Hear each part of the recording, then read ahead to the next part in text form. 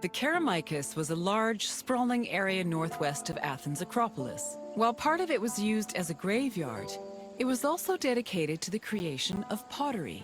The Kerameikos was so significant to the art form that its name lives on in the word ceramics. Perhaps drawn by the river, potters moved into the area and formed their own bustling community.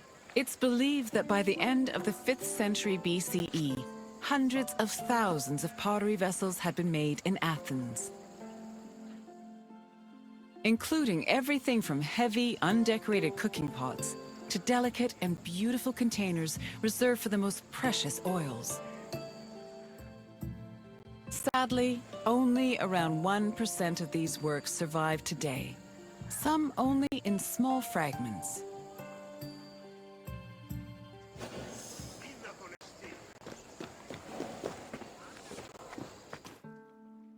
Raw clay from a river was hardly fit for a potter's wheel.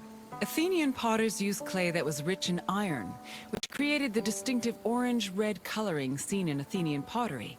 But this high-quality clay needed to be handled carefully to avoid disasters in the kiln later on. The clay was first brought to settling beds, where it was mixed with water to wash out any organic debris like leaves. Once it was purified, workers kneaded the clay with their hands to push out air bubbles and create the texture necessary for a flawless finish. One of the goals of these early steps was to remove any impurities that could destroy a delicate design, or worse, render a vase unusable.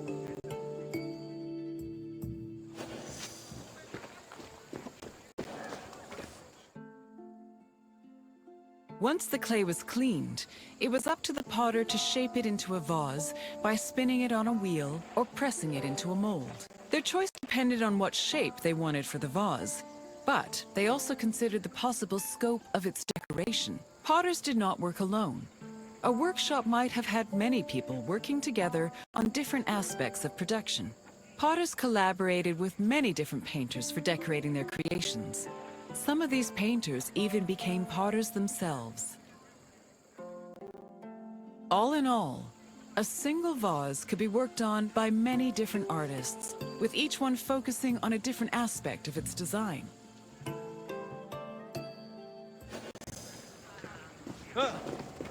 After the pots were shaped and decorated, they were packed into kilns for the lengthy and delicate firing process. The process had 3 stages: oxidation, reduction, and reoxidation. The main purpose of the firing process was to carefully manage the clay's exposure to oxygen. The chemical reactions caused by firing gave the pots their distinctive orange-red coloring. This also turned the designs made from the clay decoration slips glossy and black.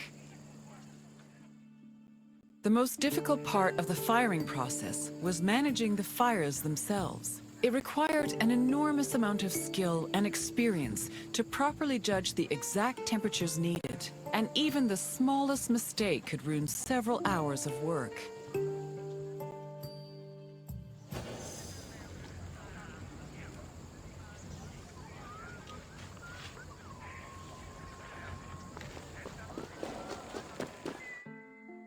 Vases could be decorated in all sorts of ways. Before 530 BCE, Athenian vases were decorated using the black figure technique, where figures and designs were painted as dark silhouettes.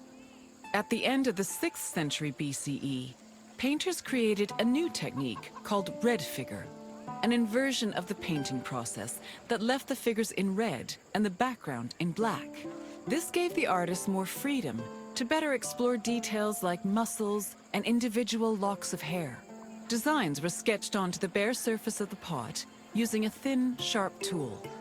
Thin relief lines, which helped define subtle elements like facial features, were added using a brush made of a few stiff hairs. More elaborate vases were sometimes gilded, but these decorations were so delicate, they were most likely only added after the firing process.